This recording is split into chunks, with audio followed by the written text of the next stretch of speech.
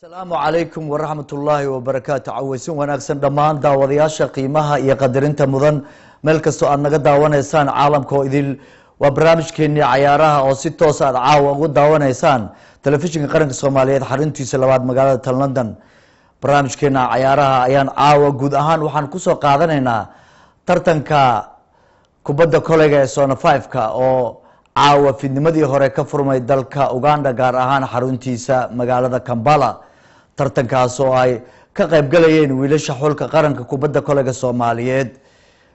ayadoo aan ogsoonahay in muddooyinkii dambe Soomaaliya ay ahayd dadka ugu qayb galka badan ciyaaraha qaaradda Afrika gaar ahaan bariga iyo bartamaha Afrika ayagoo muddooyinkii ugu dambeeyay wacdarooyin aad iyo aad ka muujinayay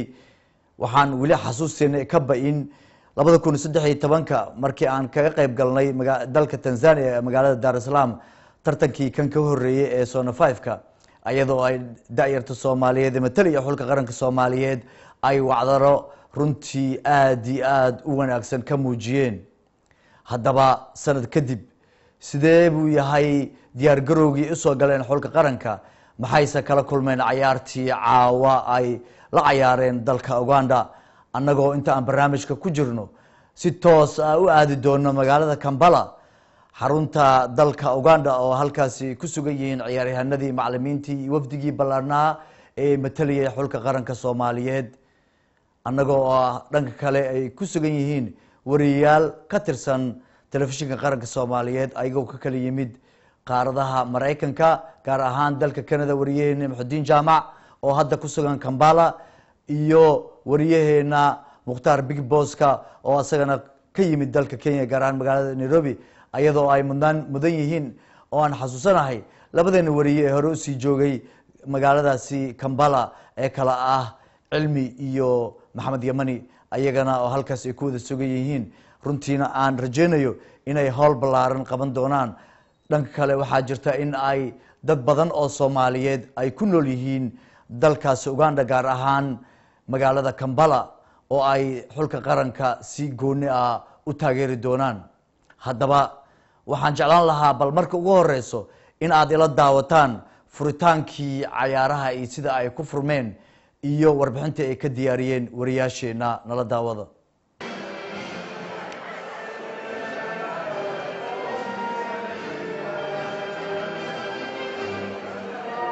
halkan oo ay ka furmeen galabta ciyaaraha koobka kubadda kolayga ee wadamada bariga iyo bartamaha Afrika waxaana sida wada daawanaysaan halkaasi ka muuqda xulka kubadda kolayga ee qarankeena oo dhinac taagan wadamada Burundi, Masar iyo dalkaasi Kenya iyo sidoo kale dalka Uganda oo isagu martigelinaya koobkan ciyaartoyda ayaa aad u xamaasadaysan iyadoo halkaasna laga qaaday heesta calanka qaranka waxaana sidoo kale stadiumka jooga oo soo buux dhaafiyay taageerayaal aad u badan oo ka kala socda wadamada Soomaaliya iyo Uganda waxaana galabta wada ciyaaray oo ciyaarta lagu furay wadamada Burundi iyo Masar iyadoo ay guusha ku raacday wadanka Masar taageerayaasha dalka Soomaaliya ee garoonka soo buux dhaafiyay ayaa aad u rajeynaya in xulka qarankeenu uu caawa ciyaartan dhacaysa uu guul weyn ka soo hayn doono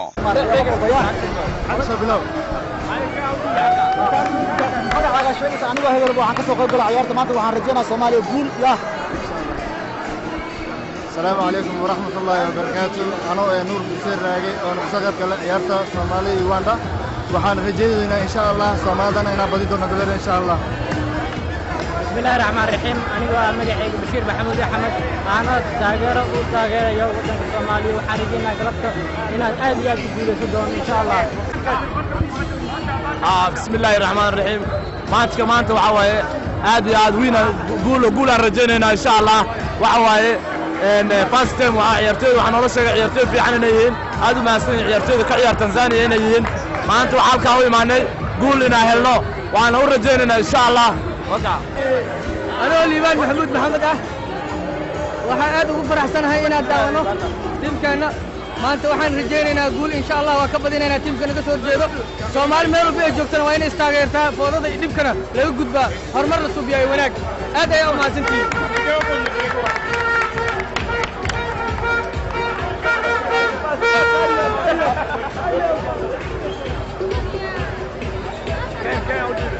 magacayga waa Shamsu Maxamed Cilmi waxaan u rajaynayaa Soomaaliya maanta xamaasadeeda lama soo koobi karo Soomaaliya guul aan rajaynaa insha Allah aad iyo aad ayay u mahadsan yihiin wariyaasheena Muxudiin Jaamac Mukhtaar Big Bosska Cilmi iyo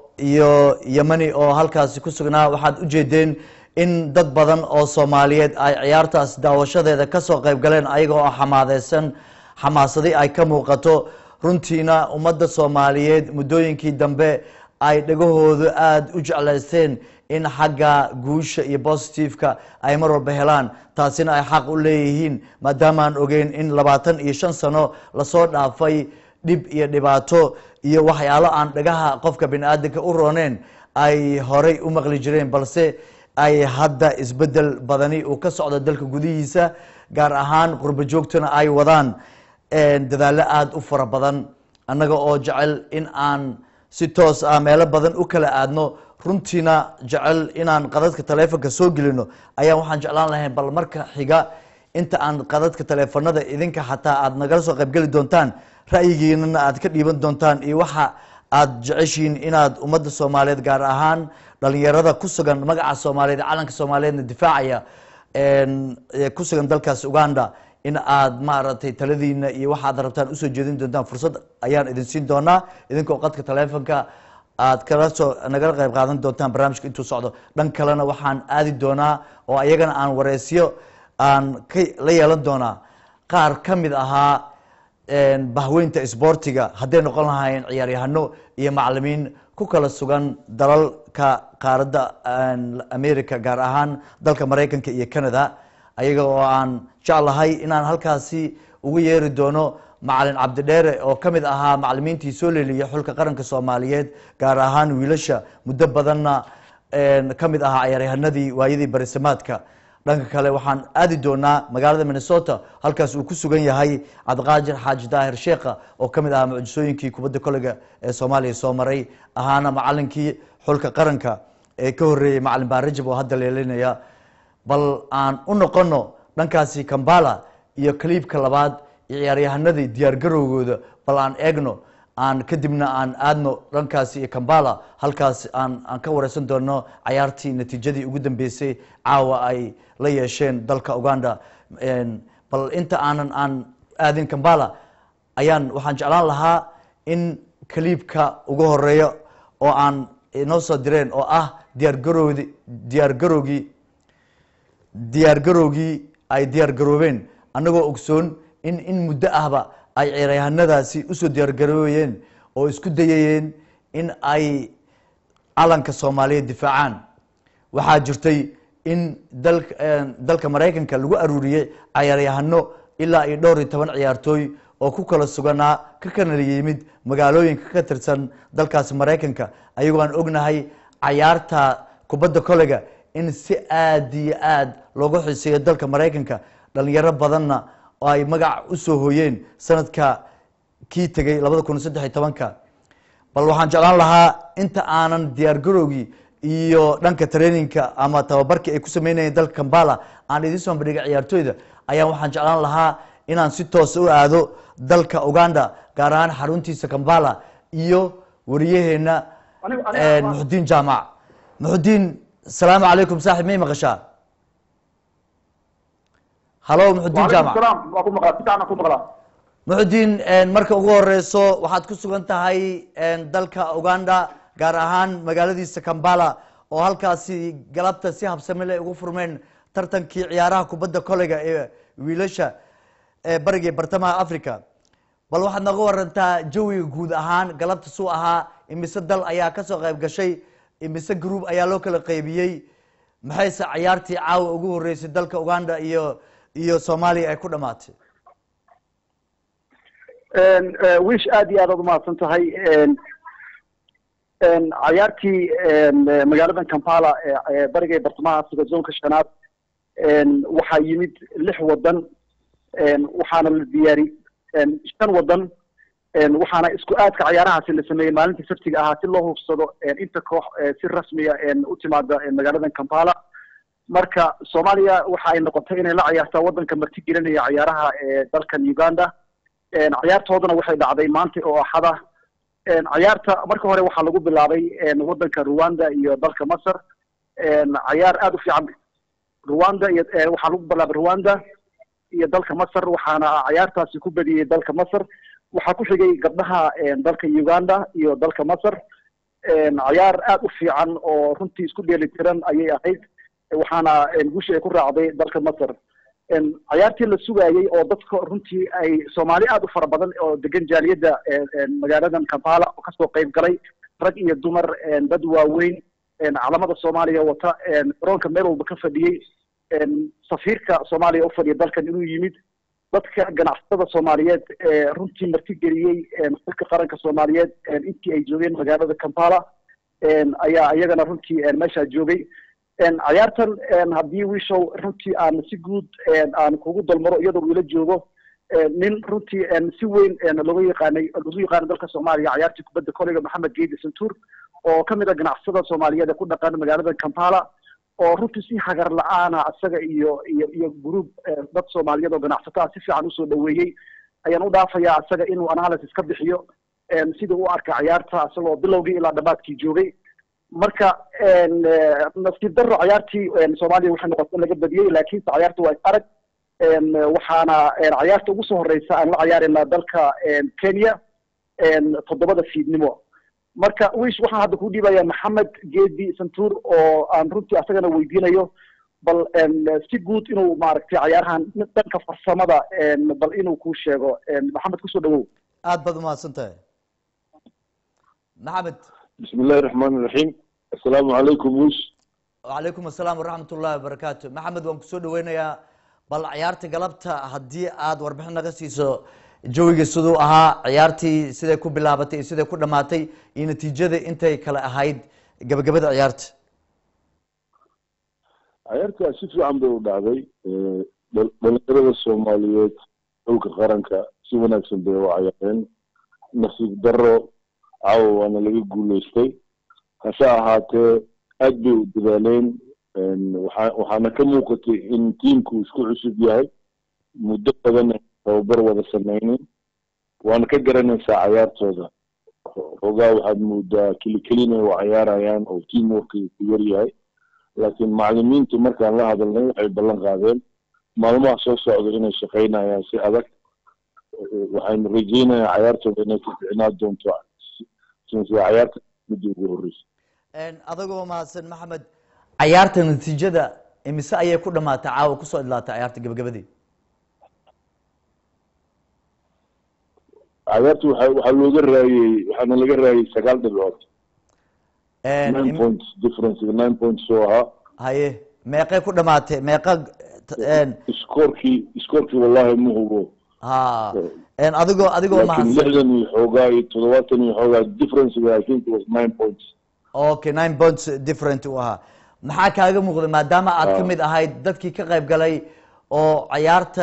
تاجرياش أو رنتي ما دام عياريهن عن هاي هرن أسود لشيء كبده كلجا كان قريب شيء كان بده دتك سبورت جريني أما تاجري عياريه كده عيال لابد يكون صدق تمام كتنزانيا محاك هذا مغري إسبدل kooxdii hore iyo kooxdan maadaama aan ogahay haddeen wax isbedelin 5 ka mid ah inay ku jiraan ciyaaryahanada kuwii ka qayb galay sanadkii tagay waa mid ugu weyn aan arko waxa waaye sanadka hore regionkan lagama aqoonin regionkan markaan ku leeyahay waxaan ka wadaa East Africa muddo dheer kama soo qayb galin ciyaaryahan Soomaaliyeed oo xulka qaranka dibadda laga keenay inta badan haddaan kasoo qayb galno ciyaartooydu waxay ka yimaadeen Soomaaliya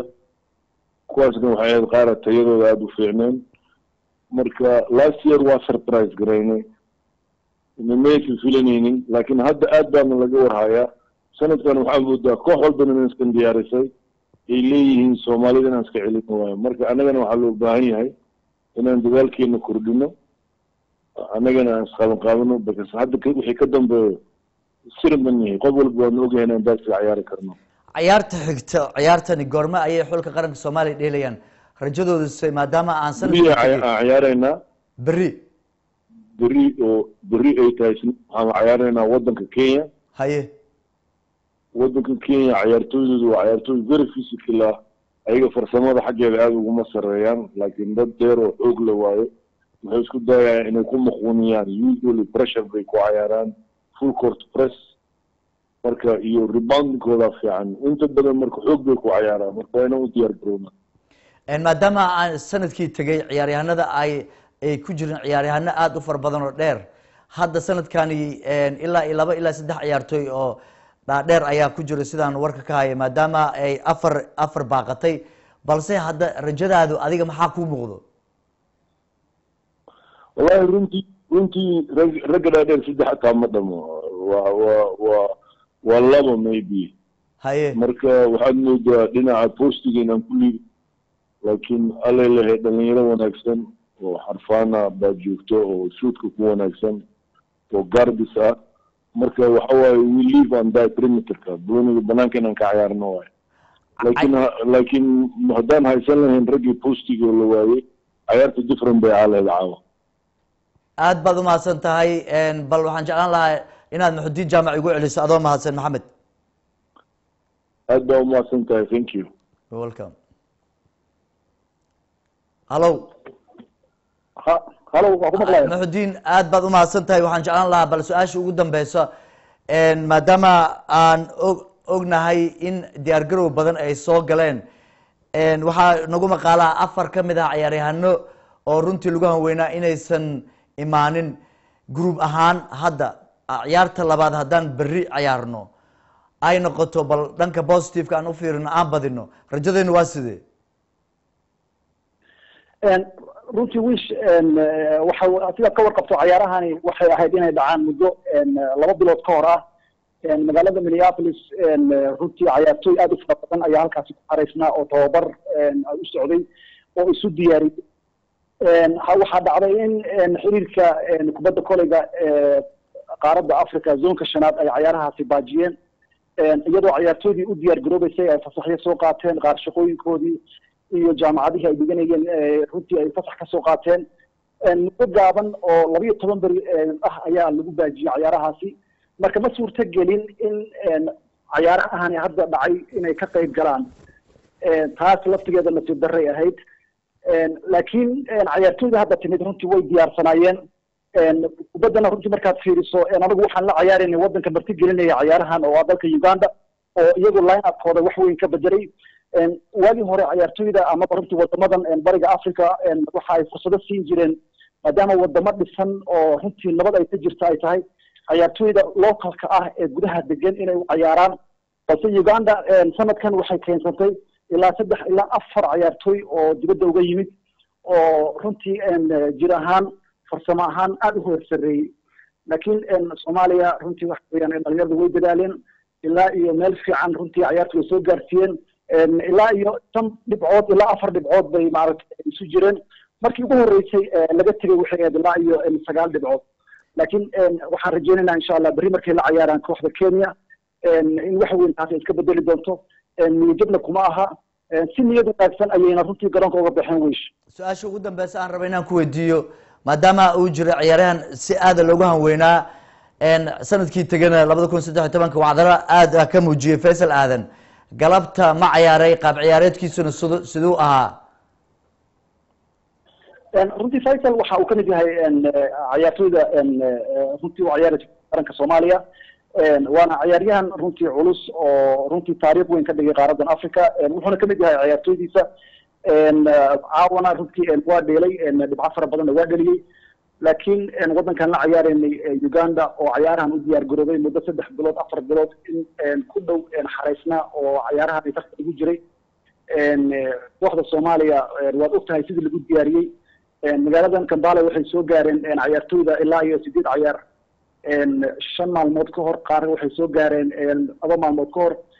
shay ciyaartooyda qaar baa yimid marka waad garan karaysaa iyagoonan runtii isla qabsan oo caalamiinta xoog badan qaadan iyo wadamo 4 bilood 3 bilood xare ku jiray difference u dhaxayn kara marka Faisal waa ciyaaryahan magac weyn ku qaranka Soomaaliya caawa ciyaar runtii aad u wanaagsan buu muujiyay kooxda dhan waa dadaashay laakiin waxaan rajaynayaa berrito ciyaarta Kenya in kaalin fiican ay ka qaadan doonaan oo ay badin doonaan Maxudiin mural ahaan sidee ayay ahayd caawa markay dhamaatay ciyaartooyda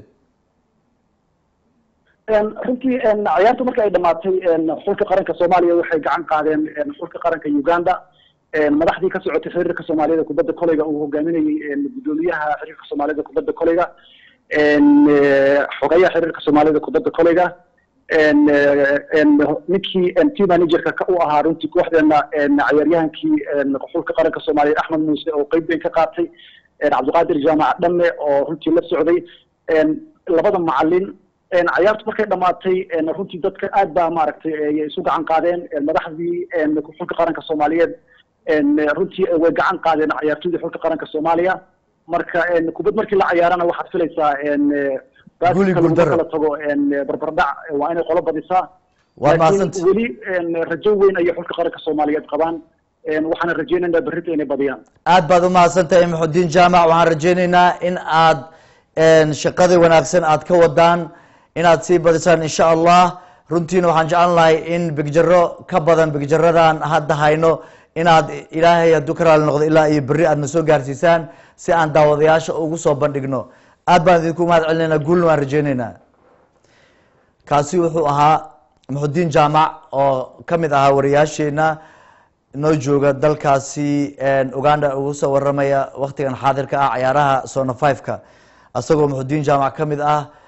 ahna wariye ka soo warama ugu soo warama dalka Canada TV-ga qaranka Soomaaliyeed bal dhanka kale aan u soo noqono ciyaaryahanadii maadaama aan ogsoonahay in ay marka ay tageen dalkaasi Uganda ay isla markiiba bilaabeen in ay bilaabaan tababaro runtii macallimiintiina ay khibradda iyo waxa ay rabaan si ay ugu gudbiyaan maadaama uu aad iyo aad u yaraa sida uu hadda Muxudiin Jaamac iyo Maxamed Santuur oo ka mid ah ciyaaryahanadii hore ay noo sheegeen in ay aad qaladaadka u weyn caaw u ahaa isku xirka kooxda ama isfahanka kooxda oo aad u liitay ciyaaryahanadana kale u dheelayeen runtiina taasi waxaa dhalisay ayaga oon muddo badan ciyaartooyda isla joogin oo daruufo jira awgadood aan ognahay in ciyaaryahanba meelba laga keenay bal aan u noqono dhanka tababarada iyo traininka ay ku sameeyeen Uganda markay imaadeen waxaan jeclaan lahaa farsamayaqaanka inuuna tuso videoga ugu dambeeyay ama sawirada ugu dambeysay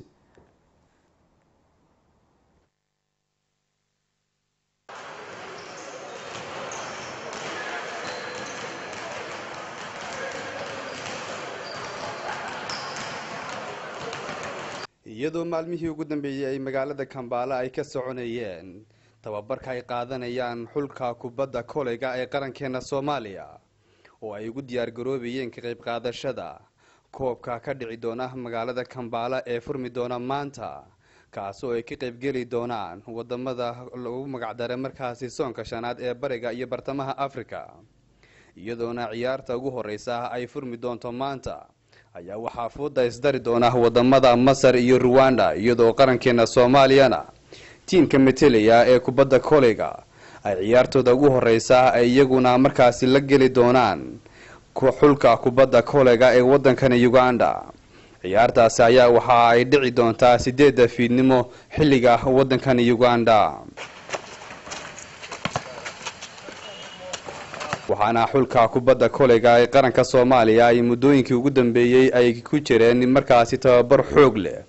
kaasi oo ay ugu diyaar garoobayeen inay koobkaasi markaasi si weyn uga qayb qaataan safaaradda Soomaalida ay ku leedahay magaalada Kampala ee dalkan Uganda ayaa dhinaceeda iyaguna soo dhaweeyay xulka kubadda kolayga ee qaranka Soomaaliya iyadana qunsulka mudane Cabdiwali uu markaasi hadallo dhiirigelina u jeediyay ciyaartooyda intii ay ku guda jireen tababarada ay qaadanayeen ka hor ciyaaraha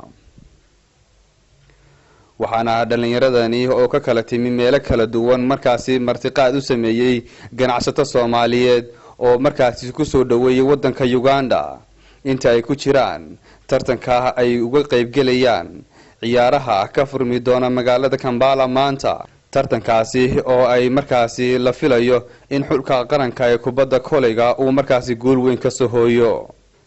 qaar ka mid ah tababarayaasha xulka kubadda kolayga qaranka Soomaaliya ayaa warbaahinta qaranka uga waramaya qaabka ay ugu soo diyaar garoobeen iyo waxa ay ka rajeynayaan ciyaaraha kan بسم الله الرحمن الرحيم horta awlan waxaan rabaa inaan mahad u celiyo SNTV Uganda qaybteeda oo maaragtay maanta noo suurtageliyay inaan maaragtay noogu imaadaan garoonka ay dhalinyarada ku dheelayaan su'aashaada haddaan u soo laabtay dadaal dheeraada markaan sameynay kadib ayaan waxaan soo xulnay ciyaartooydan hadda meeshaan ka muuqda in ay imaadaan inta marka hadda 9 ciyaartooy aan gacanta ku haynaa ilaa 4 ciyaartooy kale xamar aan ka sugeynay ilaa ciyaartooy kale jidka ku soo jiro marka insha Allah intaan ciyaaraha la furin waxaan jecelnahay maaragtay inaan maaragtay complete ay noqdaan labada macallin oo min Dubai ka yimid Minnesota ka yimid way joogan wafdi badan oo balaaran oo maaragtay xiriirka Soomaaliyeed madaxdiisii iyo maaragtay ciyaartooydii hore oo barnaamijka dheerjita qaar kamid ah ku martigelin waanu keenay marka insha Allah waxaan ka rajaynaynaa in ciyaarahan guul ka gaarno shacabka Soomaaliyeed ee Uganda degan magaalada Kampala gaar ahaan waxaan ka sugeynaa inay maaragtay si fiican noo taageeraan bismillahir rahmaanir rahiim waxaan maaragtay maxaa la dhahaa anigu ku hadlaa magaca xiriirka Soomaaliyeed kubadda kale isla markaas aan ahay team managerka kooxda managerka maaragtay kooxda u qaabilsan dhinaca logistikada iyo traininka iyo waxaas oo u qaabilsan waxaan ku jirnaa maaragtay hadeertan oo safar aan ku nimid inta ciyaarahan tartankan ka soconaya bariga bartamaha oo aan rajo weyn aan ka qabno inaan maaragtay aan guul fiican ka keenno waxaan ugu jirnaa diyaar garow xadaaf ah 3 maalin ugu dambeysay shalay daraad maanta aan maaragtay howlo badan aan ku jirno macallimiintana maaragtay howlahooda aad maaragtay u qabsanayaan oo trainingkii iyo wixii dhamaay maaragtay la socdaan dhalinyaradan ayaa ka tirsan xulka qaranka Soomaaliya qaybta kubadda koleyga waxaana ay ka qayb gali doonaan markaasi tartan koobka ah oo ay ka qayb gali doonaan wadamada bariga iyo bartamaha Afrika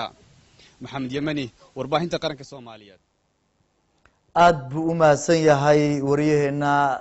magaalada Kampala dalka Uganda Maxamed Yamani wareysigii gaabna uu la soo sameeyay ciyaaryahanadii iyo macallimiintii iyo wafdigii balaana ee xogayaha xiriirka kubadda koleyga intaba aad baan ugu mahad celinaynaa maadaama sida naloo sheegay xulka qaranka Soomaaliyeed caawa ay ku guul dareysteen ciyaartii ugu horeysay ayadoo natiijada ciyaartaasi ay ku dhamaatay 84 oo ay keensadeen xulka qaranka dalka Uganda iyo 74 oo ay keensadeen xulka qaranka Soomaaliyeed ayadoo ay farqi aad iyo aad aan u badnayn u dhaxeeyay balse ujeedooyinka ama caqabadaha ugu waaweyn uu ahaa ayagoo aan ciyaaryahanada halkaas la sugu keenay isfahamkoodu aad u liitay dhanka kale waxaan u maleynayaa in dadaal ay ku yareen xiriirka kubadda koleyga iyo mas'uuliyiintiisa sida ay uga qayb galeen iyo diyaar garowgii muddooyinka dheeraa ay u galeen walow ay hakad u galay ciyaarahani oo ahayd in bishii June sanadkan bartamihiisii la qabta ay ahayd balse ay baaqdeen oo xiriirka ay baajiyeen durfo jira aawadood ayadoo halkaas sidii wariyaheena Muxudiin Jaamac noo sheegay ay ciyaaryahano badan lagu hanweynaa oo soo raaci rabay xulka qaranka Soomaaliyeed qaarkoodna ka dheelo kolleejooyinka waaweyn ee dalkaasi Mareykanka ay nasiib u yeelan waayeen inay xulkooda qaranka matalaan bal waa hagaag waxaan jecelnahay in aan daawadayaasha xasuusino in qadka taleefanada ayagana ay ka soo qayb qaataan gari sideedaba laba qof kama wada qoslisiiso guushana mar walba waxay u baahan tahay dadaal dheer in loo galo dadaalkuse waxaan u maleynayaa muddooyinkii ugu dambeeyey in bahweynta sportiga ay dadaal ugu jireen hadday noqon lahaayeen kuwa gudaha jooga iyo kuwa dibadda joogaba inay mar un calanka Soomaaliyeed korgeeyaan oo magacii Soomaaliyeed oo muddooyinkii dambe dhulka yaalay ay dib boorka ugu jafaan ay soo qaadaan taasina waxay dhacday oo xiriirka kubadda koleyga ay ku guuleysteen wacdaran ay ka muujiyeen ciyaarihii kala duwanaa ay ka qayb galeen laga bilaabo sanadkii 2011 ciyaarihii jaamacadda Carabta marka ay ka qayb galeen gabdhihii kubadda koleyga mataliyay xulka qaranka Soomaaliyeed ayaga oo wacdaro aad u weyn muujiyay waxaa ku xigtay 2013 tartankan caawa ka bilowday dalka Uganda gaar ahaan magaalada Kampala tartankii ka horeeyay oo isla Zone 5 ka ah oo ka dhacay dalka Tanzania gaar ahaan magaalada Dar es Salaam oo ay ayagana wacdaro taalamid ah ay ka muujiyeen guushu runtii waa sideedii nasiibkuna waa yeelkadiis ciyaaryahanada waxaan dareemi karnaa in ciyaaryahanada ay ahayn kuwa muddo isla joogo league badanna maaragtay ayna soo dheelin oo ay ciyaaro badan ka qayb galin qaarkoodna ay dalka gudahooda maadaama aan ognahay in muddooyinkii dambe ay tartamo ama koobabkii jenaraal daa-uudka ama horyaalkaba ay xiriir kubadda koleyga ay naadiyada ka dhisan dalka gudihiisa ay u fureen balse weli iyada oo aan ognahay in ay iska jireen duruufo aada u adag ayaa waxaa dhici jirtay ama imaan kartaba in duruufahaasi ay u suurtagelin cayaartooy runtii tayadooda aada u wanaagsan tahay in laga helo dalka gudihiisa haddaba tani ma aha in ciyaaryahanadii dalka gudahooda joogeen ama tartankii horyaalada ama jenaraal daa-uudka ka qaybgalayay oo mar-uun ku haminayay in ay matalaan magaca soomaaliyeed aan la dhegeelsan karin oo ayagana mar walba ay xiriirka isku dayayeen in ciyaaryahanka ugu fiican ay ka soo qaataan ayna ka qaybgeliyaan ku biiriyaan ciyaaryahanada dibadda laga soo qaaday daawadayaasha waxaan u sheegayaa dadka hadda gurigooda soo galay oo tv-ga barnaamijkan caawa hadda la bilowday waa barnaamijkeeni ciyaaraha oo si toosa caawa ugu daawanaysaan tv-ga qaranka xaruntiisa labaad magaalada london barnaamijkan ciyaaraha caawa aan ku falanqeynayno tartanka soonka shanaad ee ciyaaraha bariga iyo bartamaha africa oo kubadda koleyga oo ay ka qaybgalayaan xulka qaranka soomaaliyeed ee wiilasha kubadda koleyga soomaaliyeed ayaga oo aan ognahay in ay dhalinyarada qaarkood ay ku dhasheen ama ay ku koreen dadka dhalinyarada matalaya xulka qaranka soomaaliyeed dalalka aan usoo qaxnay ama usoo hayaabnay sida dalka maraykanka canada australia iyo meelo kale annaga oo jecel in aan qadka taleefonka dhowaan soo gelino qaar ka mid a ciyaaryahanadii hore ee soomaaliyeed ee hore usoo matalay magaca soomaaliyeed ama macalimiintii aan idhaahdee kala joogay dalka canada iyo dalka maraykanka anoo jecel in aan dalka maraykanka mar dhow ugu yeero cabdiqaadir xaaji daahir oo aada wada taqaanaan muddo badanna usoo dheelay xulka qaranka soomaaliyeed wacdarana ka muujiyey cayaarihii dalka gudihiisa horyaalka hadduu ahaan lahaa iyo ciyaarihii qaranka soomaaliyeed ay ugu qeybgalayeen wadamada jaamacadda carabta tartamadii ka dhacayay ama tartankii ka dhacayay barigii bartamaha waxaan kaloo oo asagana aan ka maqnayn oo aan rabnaa dhowaan qadka taleefonka inaan soo gelino macalinkii hore xulka qaranka soomaaliyeed inta aan burburka dhicin macalin cabdidheere oo ku sugan dalka canada gaar ahaan magaalada toronto bal aan dib u yara jaleecno habkii iyo sida ay u diyaar garoobayeen cayaartooydii aan kusoo noqono maadaama dadka qaarkiis ay barnaamijkan hadda kusoo biireen ayagana aan dib mar labaad u tusno sida ay u diyaar garoobeen kaliibyada aan ka hayno in aan mar labaad jaleecataan inta aan qadadka taleefonka aan cayaaryahanadaas iyo macalimiintaasi aan u heli doono soo gelin doono idina waxaan idin xasuusinaynaa in ra'yigiina uu wanaagsan yahay oo aan jecelnahay in aada nagala qayb qaadataan qadka taleefanada lambarkana mar dhow ayaa shaashada ku arki doontaa bal nala daawada diyaargarowgii ay noo soo direen qaar ka mid ah wariyaasheena ku sugan dalkaasi uganda kambala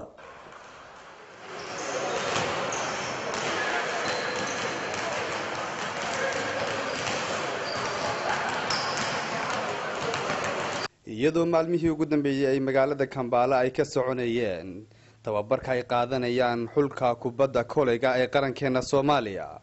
oo ay ugu diyaar garoobayeen ka qayb qaadashada koobka ka dhici doona magaalada kambaala ee furmi doona maanta kaasoo ay ka qaybgeli doonaan wadamada lagu magacdaray markaasi soonka shanaad ee bariga iyo bartamaha africa iyadoona ciyaarta ugu horeysa ay furmi doonto maanta ayaa waxaa fooda isdari doona wadamada masar iyo ruwanda iyadoo qarankeena soomaaliyana tiimka metelaya ee kubadda koleyga ay ciyaartooda ugu horeysa ay iyaguna markaasi la geli doonaan xulka kubadda koleyga ee wadankani uganda ciyaartaasi ayaa waxa ay dhici doontaa 8 fiidnimo xilliga wadankani uganda waxaana xulka kubadda koleyga ee qaranka soomaaliya ay muddooyinkii ugu dambeeyey ay ku jireen markaasi tababar xoog leh kaasi oo ay ugu diyaar garoobayeen inay koobkaasi markaasi si weyn uga qayb qaataan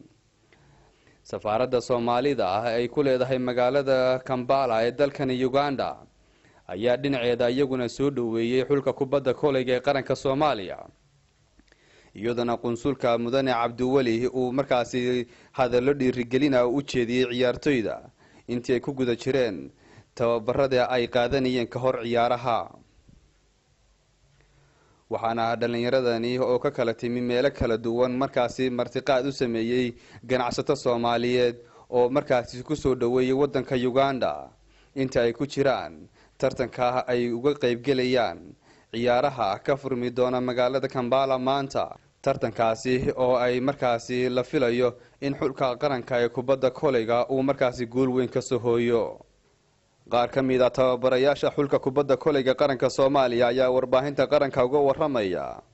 qaabka ay ugu soo diyaar garoobeen iyo waxa ay ka rajeynayaan ciyaaraha kan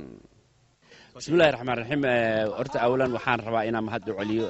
SNTV Uganda qaybteeda oo maaragtay maanta noo suurtageliyay inaan maaragtay noogu imaadaan garoonka ay dhalinyarada ku dheelayaan su'aashaada haddaan soo laabtay dadaal dheeraada markaan sameynay kadib ayaan waxaan soo xulnay ciyaartoydan hadda meeshan ka muuqda in ay imaadaan inta marka hadda 9 ciyaartoy aan gacanta ku haynaa ilaa 4 ciyaartoy kale xamar aan ka sugayno ilaa ciyaartoy kale jidka ku soo jiro marka insha Allah intaan ciyaaraha la furin waxaan jecelnahay maaragtay inaan maaragtay complete ay noqdaan labada macallin oo min Dubai ka yimid Minnesota ka yimid way joogaan wafdi badan oo balaaran oo maaragtay xiriirka Soomaaliyeed madaxdiisii iyo maaragtay ciyaartoydii hore oo barnaamijka dheerjita qaar kamid ah ku martigelin waanu keenay marka insha Allah waxaan ka rajaynaynaa in ciyaarahan guul ka gaarno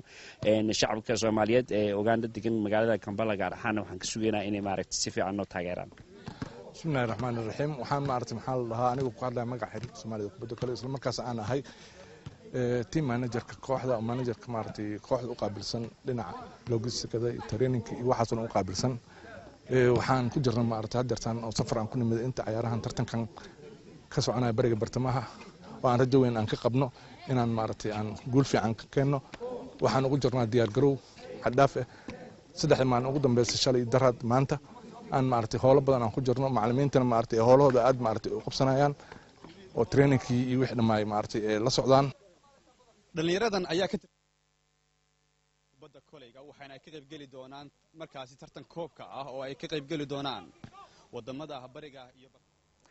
aad iyo aad ayay u mahadsan yihiin farsamayaqaanadeena Cabdiqaadir iyo Caamir bal waxaan aadaynaa dalkaasi Canada gaar ahaan magaalada Toronto halkaas uu si toos ah qadka taleefanka ugu jiro macallin Cabdidheer oo kamid ahaa macallimiintii soo leeliyay xulka qaranka Soomaaliyeed waayidii barsamaadka isla markaasna ciyaaryahanadii taariikhda dheer ku lahaa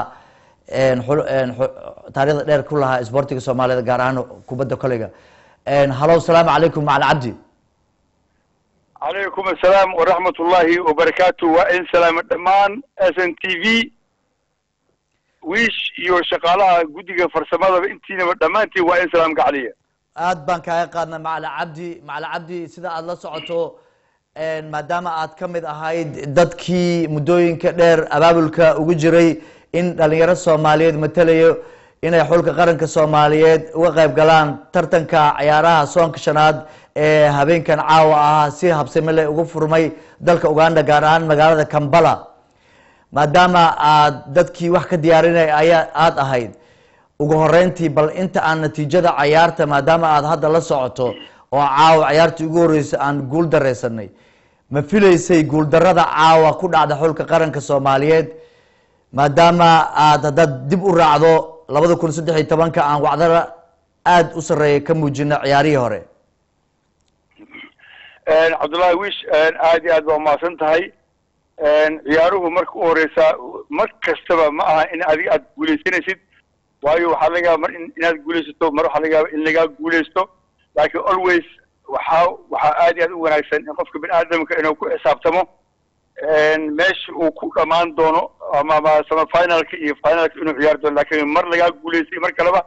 دبنا وبلو دين عفر سماذا يو wax kasto isla qabsiga kooxda dhinaca farsamo ay ka iman kartaa is afgarashada laakiin ayaadan waxa wanaagsan in ay u noqoto yani experience ama way aragnimo and then marka dambe ay soo noqdaan inay kooxdu alxamdulillahi rabbil caalamiin inay habkii iyo nidaamkii iyo chemistry-ga ah oo bondiga xiriirinta iyo kulli wax laga isla qabsigaba saantu insha allahu tacaala inay kasii wanaagsanaan doonto marka labaad aan taas ka baxana waxaan rabaa inaan mahad ballaaran u celiyo guddoomiyaha xiriirka Soomaaliya kubadda kolayga Cabdullaahi Nuur Cadaani iyo guddiga xiriirka Soomaaliya kubadda kolayga iyo tababarayaasha xogayaha guud iyo dhammaan ragga odayaasha ah ee Soomaaliyeed oo aan iron karo gaar ahaan ciyaartoydii hore oo iyagu u soo laabtay waddankooda inay gacan ka siiyaan si volunteer ah oo iskaa oo qabso ah in ay wakti iyo adduunyaba iyo juhdiba ay geliyaan in ciyaartooy loo ogolaado Soomaaliyeed oo dibadda ka wada imaatay intooda badan iyo in wixii waddanka gudihiisa ku jiray tababar loo sameeyo oo xulka qaranka Soomaaliyeed magaceeda iyo calankeeda dib u soo nuuriya ayaan xilligaas ayaan ku jirnaa maanta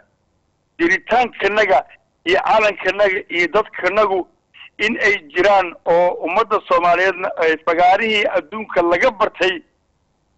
isboortiga ama kubadda cagta ama kubadda kolayga weliba gaar ahaan kubadda kolayga aan ku ammaanayo oo ah in ay siiyeen fursad aad iyo aad u qaali ah ciyaartooydii Soomaaliyeed oo dibadaha jaamacadaha ka dhiganaya iyo kuwii ficnaaba in la siiyo opportunity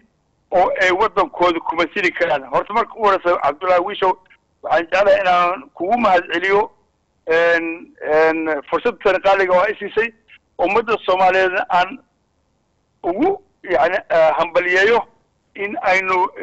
ciyaar kulleyba waa la iska badiyaa waana la badiyaa laakiin waxaa muhiim ah jiritaankanaga inaan ka qayb galno ciyaaraha Afrika oo aynu joogno aad baad umahadsan tahay Macali Cabdi aan ka dhex galo maadaama aad tahay nin khibrad u leh ciyaarahani tartankani waxaa laga yaabaa adoo ciyaaryahan ah inaad ka qayb gashay adoo macalin ah oo xul qaran wadato inaad ka qayb gashay tartankani maadaama uusan ahayn markii ugu horeeyay oo dhowr mar aan ka qayb galnay oon hore aan ugu qayb gali jirnay hadda burburkii markuu dhacana dhowr jeer aan ka qayb galnay ma isleedahay hadda waxaa la joogaa waktigii lagu xisaabtami lahaa guulaha oo lasoo dhaafay waktigii guuldarooyinka maadaama aan sanadkii hore iyo sanadkan rajadu ay kala ficneed dad badan oo idinka mid ahna ay ku hanweynaayeen in wacdaro aad iyo aad u weyn ay muujin doonaan xulka qaranka weli rajadaasi ma kaa dhuntay mise waa qabtaa weli horta rajada waa qabaa rajada tan waa mid aan marna iga dhammaanaynin insha allahu tacaala waxaan rabaa marka horeysa inaan ku sheego anigu aan ku jiray aniga iyo Axmed Daahir Axmed Gene Xasnuur oo guddoomiyaha xiriirka kubadda kolayga Soomaaliyeed ah Siciid Faarax Ducaale Cabdiqaadir Jacmuuse Dhame dad badan oo waxaa jireen oo yani geliyey juhdi in marka u horeysa la isugu tago Minnesota weliba si ma aanan haysanin hoteelo ma aanan haysanin meel weyn laakiin Gene Xasnuur ayaa noo soo heshay 2 guri oo iyada ay leedahay magaaladaas in lagu xareeyo kooxdii qaranka isla markaasna ilaa iyo waxaanu helnay dhowr iyo 20 ciyaartooy oo diyaar noo ahaa inay ka qayb galaan ciyaaraha hadda ka socda Uganda marka waxay ahayd arrin aynu hore u soo bilownay oo in muddo soo socotay ciyaaraha kalena waxay ahayd inay dhacaan bisha June oo markii aan islahayn ciyaarihii furitaankooda in dugsiyada sare ama jaamacadihii ama qolooyinkii shaqeynaya markaas oo kale in aan u helnay fursad oo leh June iyo July iyo August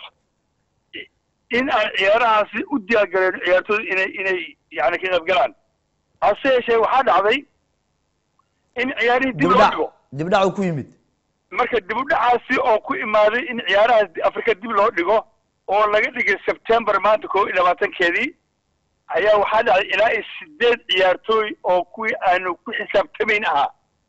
oo safka hore ku jiray oo ilaa qaar ay gaarayaan 6-11 6-10 qaarna yani point gaaridka oo aad heli karin oo ay ahaayeen ayaa hal mar jaamacadii loo wada fure waana u suurtogeli weysa marka maadaama qaar ay jaamacadaha sanadka labaad ahaayeen qaarna koo ahaayeen inay ka baqdaan oo jaamacaddii inay noga laabteen marka dhibka oo nagu dhacay waxaa waaye waqtigiisii oo ciyaaraha dib loogu dhacay aad baad u mahadsan tahay Macalin Cabdi waxaan rajeynayaa insha Allah intuu tartankan socdo in mar kale aad marti u soo noqoto TV qaranka qadka teleefankana aan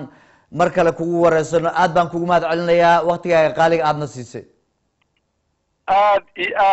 aad ayaa umahadsantihiin dhinaca farsamada iyo yani warbaahiyaha oo ah SNTV Cabdullahi Wish fursada qaaliga oo aana siisay waxaanu leenahay ummadda Soomaaliya meesha aad joogtiin calankiina iyo dadnimadiina iyo hala taageero waayo waxaan dhan waa volunteer waay waxa lacag ah ma jira meeshaas kulli waa volunteer waay hala qayb qaato marka aad baad umahadsantahay macalin cabdi dhiirigelintaadii iyo waanadaadii aad ku waaninaysay ummadda Soomaaliyeed aad baan ugu mahad celinayaa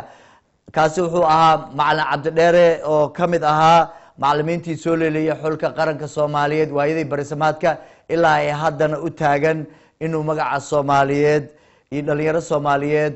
uu soo abaabulo magaca Soomaaliyeed si loo difaaco bal aan jaleecno dhanka daawadayaasha sida tooska aan noo daawanayo fursadooda aan siino bal daawadaha ugu horeeyo halo salaamu calaykum calaykum salaam waraxmatullahi wabarakaatu walaal magacaaga iyo halka aad naga soo wacayso magacaygu waa cali baarajab waxaan ka soo wacayaa wadanka denmark magaalada Aarhus cali aad baan ku garanayaa waan kusoo dhaweynayaa cali maadaama ay caawa xulka qaranka Soomaaliyeed ee kubadda koleyga ay dheeleen oo laga badiyay 84 iyo 74 maxaad isleedahay oo rajo aad qabtaa maxaad isleedahay ummadda Soomaaliyeed caawa ku daawanayso maadaama aad tahay nin yaqaano ciyaaridda kubadda koleyga waxaana ka og sidee u aragtaa ciyaarta labaad rajo sidee aad baad leedahay dhalinyarada Soomaaliyeed maadaama sanadkii hore aad aragtay sanadkan aad aragtay waa mahadsantahay abu Wish marka hore waxaan leeyahay hambalyo uma arka caawa in laga badiyay caawa waxaan u arkaa guul gaarnay sababtoo ah iyagoo muddo 3 maalmood haysta inay score ay 5 jeestaan nooga badiyaan wadanka martida gelinaysa ciyaarahaas waa guul Soomaali caawa guul baynu gaarnay tankeena guusha waxaan filayaa oo rajaynayaa hadduu Ilaahay idmo in aan macnaha ka guulaysan doono Kenya tigniin ahaan technical aad baa uga fiicanahay sida uu noo sheegay wariyihii iyo maxaa Geedi Santuur siday sheegeen maxaa lahaa technique ahaan aad baan uga wanaagsanahay laakiin inay awood noo sheegtaan awoodana waxba maaha farsamo ahaan baan uga badi doonaa hadduu Ilaahay idmo tan kale waxaan halkan fursadan aan ka salaamayaa macalinkeygii Cabdi Dheere oo iyo dhalinyartii ama dadkii soo maxaa la dhahaa tababarka xoogga kusoo siiyey xulka qaranka aad ay u mahadsan yihiin looma naqi karo sababtoo ah waxay qabanayaan howl qaran ay u qabanayaan qarankoodii laakiin maxaa la dhahaa haddaan baaweynta sportiga aan nahay dadka reer Canada iyo Mareykanka aad bay u caawiyeen kubadda koleyga Soomaaliyeed xulka qaranka way mahadsan yihiin waxaana iyo dadkii tagay ay taageerayaashii garoonka buuxiyey anoo goordhow la hadlay Cumar Cabdiqaadir Baarajab oo ah walaalkay wuxuu ii sheegay inay aad u faraxsan yihiin caawa ay guusha ay macnaha badinta nalaga badiyay maaha in macnaha aan niyadjabeyna buu dhahay waa sii wadayna hawsheena berita galabtiina Kenya waxaan soo bandhigin doona buu dhahay aad arki doontaan ciyaar ka gedisan ciyaartii aan la ciyaarnay maanta Wish hello asuha cali baarajab oo ku sugan dalka Denmark gaar ahaan magaalada Aarhus oo si toos ah nagala qayb qaadanaya barnaamijkani qadka taleefanka daawadayaal waa barnaamijkeena ciyaaraha caawa si toos aan ugu soo tabinayno stuudiyaheena labaad magaalada tan London barnaamijkan oo caawa guud ahaan aan kusoo qaadanay kuna falanqeynayno tartanka Zone 5ka ee ciyaaraha bariga ee bartamaha Afrika ee kubadda koleyga tartankaas oo ay ka qayb galayaan wiilasha kubadda koleyga Soomaaliyeed oo dhawaan ama caawa fidmadii hore ka furmay magaalada Kampala ayadoo aan qadka taleefanka soo gelin doono ciyaaryahankii hore ee kubadda koleyga Cabdiqaadir Xaaji Daahir Sheekha oo ku sugan dalkaasi Mareykanka gaar ahaan magaalada Minnesota asagoo aan ka wareysan doono sida uu u arko cayaartii ugu horeysay caawa iyo natiijadii ay ku dhamaatay inkastoo gari laba qofood ay ka wada qoslin balse dhalinyarada Soomaaliyeed ay yihiin dhalinyaro runtii mudan amaan iyo in la taageero had iyo jeer sababtuna waxay tahay qaar kamid ah waxaa laga yaabaa inaysanba ku dhalan dalkii gudihiisa inkastoo qaar kalena ay ku koreen balse ay ku dhasheen wadankii aysan aqoon badan u lahayn dalka iyo waxa ka socda runtii waa wax lagu faana in aan muddo dhowr iyo 20 sano kadib aan ciyaaro caalami ah ka qayb galno magaciina geeno ayadoo ay mahad gaar u celinayo xiriirada kala duwan ee dalkeena sida ay mar walba ay magaceena u geeyaan goob walba oo ka dhacayo tartamo caalamiga ah si aan calanka Soomaaliyeed looga dhaxweynin anagoo oo og in dadkaasi ama xiriirada ay mar walba u dhabar adeegayeen judi badan gelinayeen in calankeena ay geeyaan goob kasta oo tartan caalami ah ka dhacaya ama heer gobol ama mid caalami intaba haddaba waxaan rajeynayaa in qadka taleefanka uu diyaar noogu noqon doono ciyaaryahankeeni weynaa Cabdiqaadir Xaaji Daahir Sheekha oo ku sugan dalkaasi Mareykanka gaar ahaan magaalada Minnesota tartanka waxaa caawa ciyaartii ay ku dhamaatay Soomaaliya oo looga adkaaday 84 dhibcood oo ay keensatay dalka Uganda iyo 74 dhibcood oo ay keensadeen dalka Soomaaliya dhalinyaradii matalaysay waxaan garan kartaa in farqi weyn oo u dhaxaynin bal aan noqon qadka taleefanka iyo daawadaha xiga hello assalamu alaykum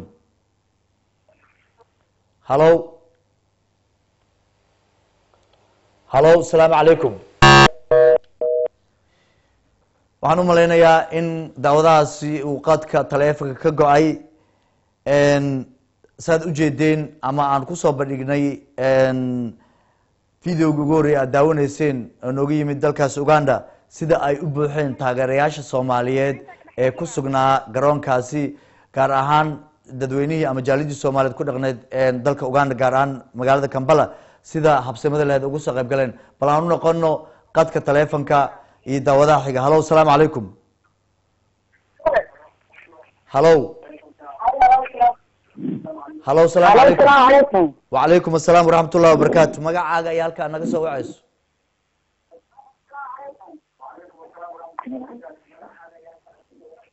magacayga Leyla Cali Umar oo ku dhaqan magaalada Muqdisho kana tirsan gabdhaha kubadda gacanta koleyga adigoo ah magacaaga igu soo celi ma aan maqlin raal adigoo ah Leyla Cali Umar ayaa la dhahaa oo gabdhaha kubadda koleyga ee gabdhaha heegan ee dalkeena Soomaaliya ma sha Allah Leylo waan ku soo dhaweynayaa TV-ga iska gaabi si aad baan ku soo dhaweynayaa maadaama aad ka mid tahay sida aad sheegtay gabdhaha kubadda koleyga dheela una dheela naadiga heegan ee ka dhisan dalka gudihiisa si toosna waxaad taleefanka qadka taleefanka ugu jirta adoo ka soo hadlaysa caawa oo aan ogahay inay leedahay magaaladii Muqdisho caasimada dalka Soomaaliyeed sidoo aragtaa ciyaartii caawa ugu horeysay tartanka Zone 5ka wiilasha kubadda koleyga ee ka qayb galeen maxay kugu dhigantaa adiga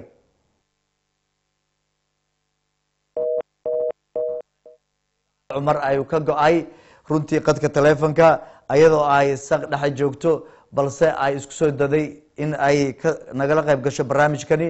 annaga oo barnaamijkani rabno inaan ku falanqeyno ciyaartii galabta runtiina aan ogaano sida ay u arkaan qaar ka mid ahaa bahweynta isboortiga ee kubadda koleyga horena u ahaa ciyaaryahanadii hore ee kubadda koleyga marna soo maray macallimiin guuldaradaasi galabta ku dhacda ama caawa fiidkii hore xulka qaranka Soomaaliyeed ayadoo aan ogahay inay ahayn guuldaro ay tahay guul maadaama aan ka qayb galno ciyaartaasi bal qadka xiga haduu jiro hello assalamu alaykum assalamu alaykum qadkaasi nasiib daro waa usoo geli layahay qofkaasi waxaan jeclaan lahayn bal ayadana inaan fiirino magaaladaasi Minnesota haddii ay farsamayaqaaniinta noo diyaariyeen iyo ciyaaryahankii hore Cabdiqaadir Xaaji Daahir Sheekha oo halkaas ku sugan inkastoo ilaa hadda asaga qadka taleefonka uusan u baxaynin farsamayaqaaniinta ay isku dayayaan inay qadka soo geliyaan bal qadka xiga ee daawadaha hadduu na maqlaya hallo asalaamu calaykum calaykum asalaam wiish waa ku salaama walaalkee waan kaa qaaday magacaaga iyo halka aad kasoo wacayso waxaan kasoo wacayaa london magacayga waa khadiija cabdigacal naley khadiijo aad baan kuusoo dhaweynayaa waa la socotay barnaamijkani waa barnaamijka ciyaaraha xulka qaranka soomaaliyeed kubadda koleyga ayaa galabta caawa fiidnimadii hore la dheelay xulka qaranka uganda inkastoona laga badiyey sidoo aragta adiga wallahi horta ko waxaa farxad noo ah in aan ka qayb galno cayaar magac soomaaliya aan ku soconno gartay marka aad baan ugu faraxsanahay insha allah laakiin waa badinaynaa hadduu ilaahay yaraa baarajab iyo ciyaalkiisana waxaan u rajeynayaa guul inay usoo hoyatay insha allahu tacaala wiish waan ku salaamayaa waa naley oo kula soo hadlayso aad baan kugu mahad celinayaa naley sida maadaama aad kamid a ciyaaryahanadii hore beresamaadka horena usoo ciyaari jiray ciyaarta handballka iyo kubadda koleyga intaba guushani waad ogtahay ciyaarta waxay tahay waana garan kartaa ciyaarta ugu horeyso marka lagaa badiyo sida uu muraal ahaan noqonayo ma u aragtaa inuusan muraalka maadaama ay la dheelayeen dalkii martida loo ahaa inuusan muraalka ciyaartooyda uu wax yeelin ciyaarta xigtana beri habeen dambe fiidnimada markaa xagga afrikada bari tahay 7 fiidnimo ay la dheeli doonaan dalkaasi kenya oo hore aan sanadkii hore uga badinay in aan habeen dambe ka badin doono insha allahu tacaala waa badinaynaa muraalka ciyaalkana waxba ugu dhinmaayo waayo aragnimayna ka qaadanaya insha allah waana guuleysanaynaa biidnillahi kariim waxaan u rajeynayaa guul insha allah aad baan kugu mahad celinayaa naley ka qaybgalka aad igala soo qayb gashay taasi waxaa ahayd khadiijo naley oo kamid ahayd ciyaaryahanadii hore beresamaadka soo maray dalka intuusan burburka ka dhicin qadka xiga hallo asalaamu calaykum hallo asalaamu calaykum وعليكم السلام ورحمة الله وبركاته. walaal magacaaga iyo halka aad igala soo hadlayso walaal magacaygu waa maxamed yaasiin. maxamed yaasiin intee kasoo hadlaysaa walaal magaalada muqdisho ayaan kala soo hadlaya magaalada muqdisho sideed u aragtaa caawa ciyaartii dhex martay dalka uganda iyo dalka soomaaliya inkastoo aan guuldareysanay ma is leedahay ciyaarta dambe beri rajadeenu way wanaagsan tahay maadaama aan kenya sanadkii hore ku durdurinay sanadkan waxay noqon doontaa inaan mar labaad ku durdurino horta taas lama dhihi karo ciyaartan macnaha inkastoona laga badiyey anaga waxay inoo tahay in aan guuleysano maadaama oo dhibcaha aan isku dhaweynay waxaana laga badinaya markii dhibco fara badan oo laga badiyo dhalinyarada soomaaliyeed ee koobka ciyaarta dheeleysay meeshoodii ha kasii wadaan kenya sanadkii hore waan ka badinay sanadkan insha allah inaan ka badina ayaan rajeynayna taageero hil iyo hoobana magaalada muqdisho ayaan ugu haynaa aad baad u mahadsan tahay sida sharafta leh aada igala soo qayb gashay barnaamijkani waxaan rajeynayaa in beri annaga oo sidaani ka farxad badan in aan barnaamijkeena kale nagala soo qayb gasho annaga oo guul runtii rasmi ah ka gaarna ciyaarta xigto ciyaarta labaad taasoo oo ummadda soomaaliyeed rajadii isboortigii dib usoo celin doonto inkastoo guushu keliya aysan ahayn wax lagu faano guuldaradaasi ay tahay mid waayo aragnimo lagu kororsan karo oo qof walba oo waayo arag ah uu ka kororsan karo ciyaartaasi aad baan kugu mahad celinayaa waa mahadsan tahay waa mahadsan tahay calanka soomaaliya kor ayaan leenahay danahay ummadda soomaaliyeed aad baan kugu mahad celinaya kasoo qaybgalka bal hadday jiraan qadka xiga maadaama barnaamijkeenu gabgaba uu kusoo dhow yahay qadka xiga hallow asalaamu calaykum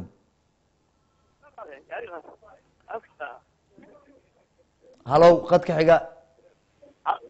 hallo wiish xaaji assalaamu calaykum hallo calaykum salaam wiish hallow magacaaga iyo halka aad naga soo wacayso war waa ceelshuba waaya ninka wiish magacaaga iyo halka aad naga soo wacayso maraykanka kaasa waa ceelshuba waaya ceelshuba ciyaaryaanka weyna waay xooshow aad baan kuu salaamayaa dareenkaagu waa sidee xooshow wallaahi waa ka xumaa ciyaartooydeena xulka qaranka soomaaliyeed baskidka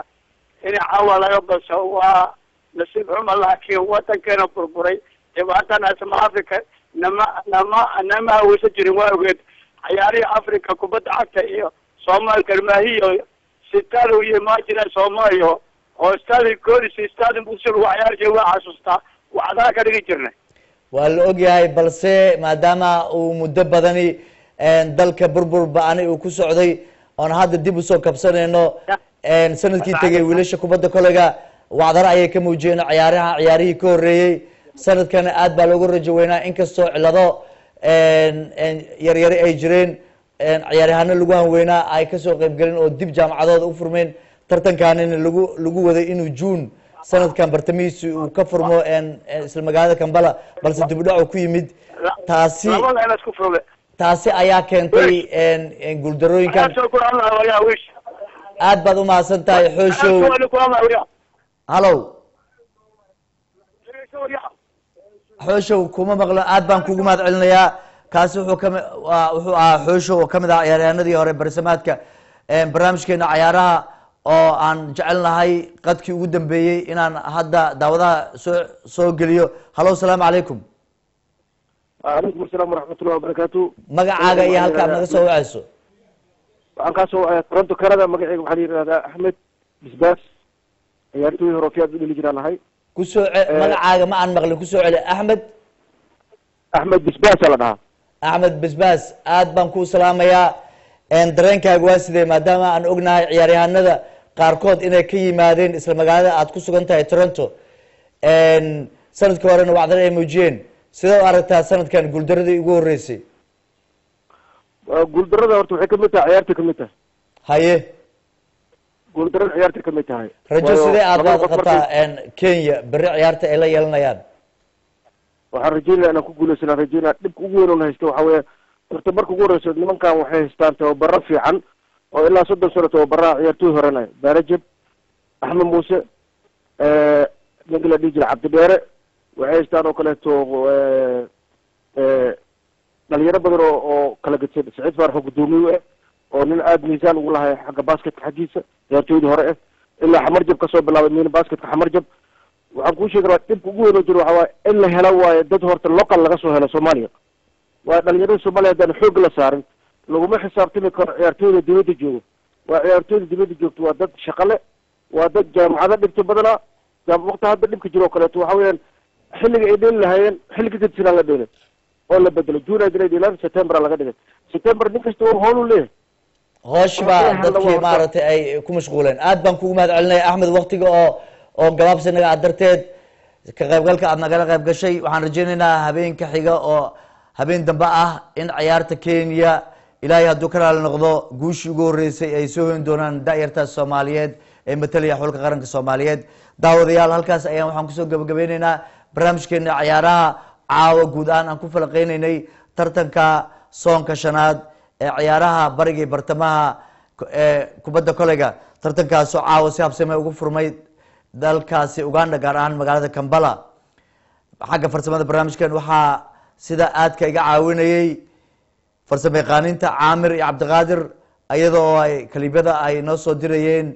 iyo ciyaaraha wariyaasheena kala ah Muxudiin Jaamac Mukhtaar Big Bosska Maxamed Yamani iyo Cilmi intaba aad baan ugu mahad celinaya barnaamijka waxaa idin daadinay anigoo ah wiish inta aan barnaamijkana kala kulmi doono waxaan leenahay dhamaanteen anagoo isku duuban Soomaaliya nabad